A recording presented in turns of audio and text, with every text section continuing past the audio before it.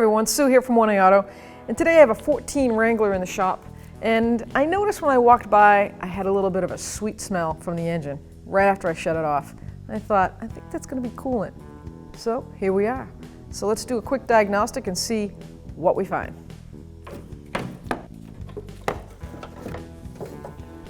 So the first thing I want to check is the level in the overflow tank. If the system's working properly and there is no leaks, this coolant level should be up on one of the markings where there's cold or hot markings. Now this engine is still slightly warm. I just got here probably about 3 hours ago, and it is way down on the low mark. I know that means that there's more than likely seepage somewhere, or hopefully not burning it. Let's take the engine cover off to get a better visual of everything, and then I'm going to take the air breather top cover off in the hose into the intake, so I can see right down in that engine compartment where the water pump is, the upper hose and the lower hose.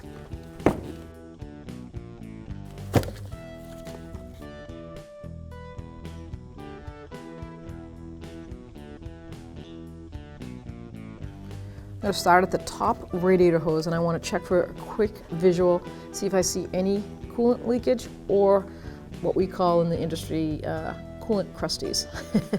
A little residue that dries up when it gets hot. It burns and it leaves a scaling material behind. So far it looks really good. I don't see anything here.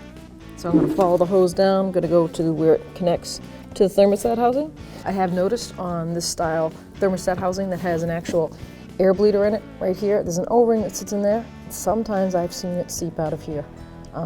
So that's something really close to look at. Check your clamp out, like I said. Give the hose a visual and a feel. You want to be able to squeeze it. It wants to be firm but soft, not collapsed, not brittle. Check your gaskets where it hits the block. Everything looks good there. I don't see any signs of anything. This is the water pump right here, and there's a lower hose where it connects there. You can do a quick visual there.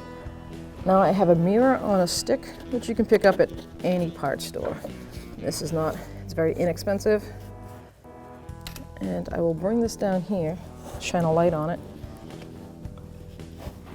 And now I can see the bottom part of my water pump. And I don't see any traces of coolant, dry coolant. That line in between the two pieces of aluminum, that is the metal gasket. So I don't see anything. Looks good. So now that we've checked the lower radiator hose and the upper hose and the water pump in that area, I'm going to follow that heater hose right up into the heater core, and I'm going to find any other hose that goes off of it. Every car is designed differently in the sense of sometimes there's extra coolant tubes that go to throttle body. Some actually have coolant cool down alternators. So once you find a hose, just do a general check, follow it everywhere it goes. And then it goes right into the firewall. And you'll see the hose says HTR, that's for heater. And you've got an inlet and outlet. Those look fabulous. I see nothing, no signs of coolant anywhere. I'm going to follow this lower hose from the lower part of that engine right into the radiator, and I can see the clamp. I'm going to take this cover off the top of this radiator because I really want to look at the seam where the radiator tank meets the core. Now we have a great visual. That plastic cover's gone. I can clearly see my radiator tanks and the seams where they meet the core, and I don't see anything. So now that we have the engine cover off, this little plastic shield on top of the radiator, we're going to be able to see everything. We gave it a quick visual, nothing noticeable. Now it's time to put a pressure tester on the coolant system. If you don't own one, you could always go to a parts store. They do loan tools out. They aren't that expensive, probably under $200 at a local tool store. Or you can go to your local garage that you deal with and ask them to pressurize your system. First thing is always make sure it's cool. This car has been sitting for over 4 or 5 hours now.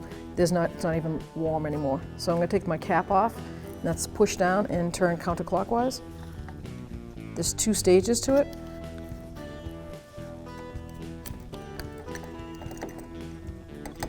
And now you're going to want to check your actual level of coolant. It is right on the top, right where it should be. That's awesome. So it could be a minor seep or could be the radiator cap.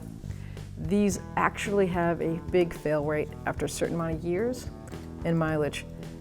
It's spring loaded, as you can see that spring, and it's supposed to release pressure right through here. Most caps will come stamped with the actual pressure. This is 18 psi. So after 18 psi, it'll open this up and let some steam out. Not visual that you're going to see like you pull over on the side of the road. You'll never see it. But this is where I could be smelling the coolant also. If this cap is under, if it's defective, the spring has grown weak, therefore it releases pressure before 18 psi, you're going to really smell coolant. So let's get the tool and pressurize it. Now we're going to pressurize the coolant system with this pressure tester. And you just place it on just like a radiator cap. It's got the 2 notches. Turn it till you feel it stop. And make sure that this is loose.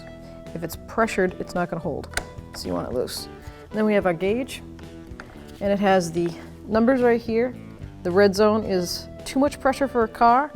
So I'm just going to pump it up. I'm going to bring it right up to in between 15 and 20. So once I get it up to the pressure that I'm looking at, I'm going to watch it and keep my eye on it. If we have a major leak, that's just going to go right down the gauges. When someone says, oh, I pressurized your system and it's holding pressure, this is what they mean. It's holding the pressure that I left it at. I don't see any major drops, changes. I don't hear fluid coming out. So now I'm just going to set this down. I'm going to walk away and I'm going to come back every 5 minutes or so and check that pressure and see how much it's dropped, if it has dropped. So it's been about a half hour and I checked on it twice. I came over and looked, and this is all it's moved in 30 minutes.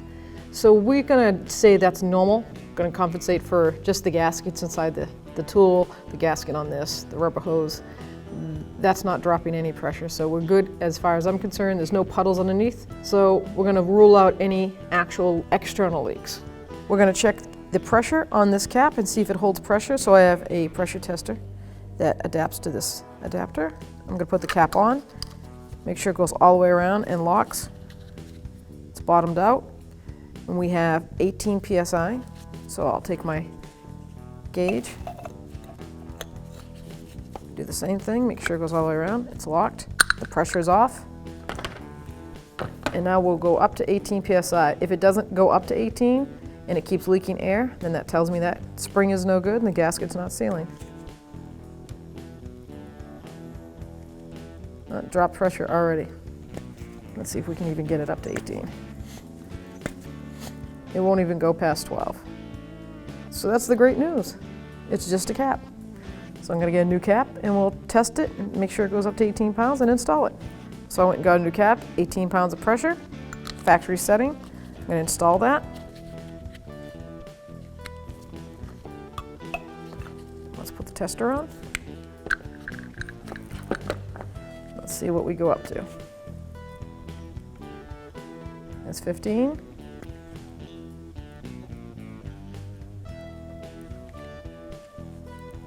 Yep, goes right up to 18 and releases. It's not going to hold at 18. That's what it's designed to do. Perfect. Right at 15 and we're all set. So a quick recap. We checked all the possibilities of where we could have a coolant leak, where externally burning, so we could smell that sweet smell. We checked all the hose clamps, hose connections, water pump, and the radiator seams. And it ended up being that radiator cap just didn't hold pressure. So luckily it was an inexpensive repair and we could put all this back together and go down the road. Thanks for watching. Visit 1aauto.com for quality auto parts shipped to your door, the place for DIY auto repair. And if you enjoyed this video, please click the subscribe button.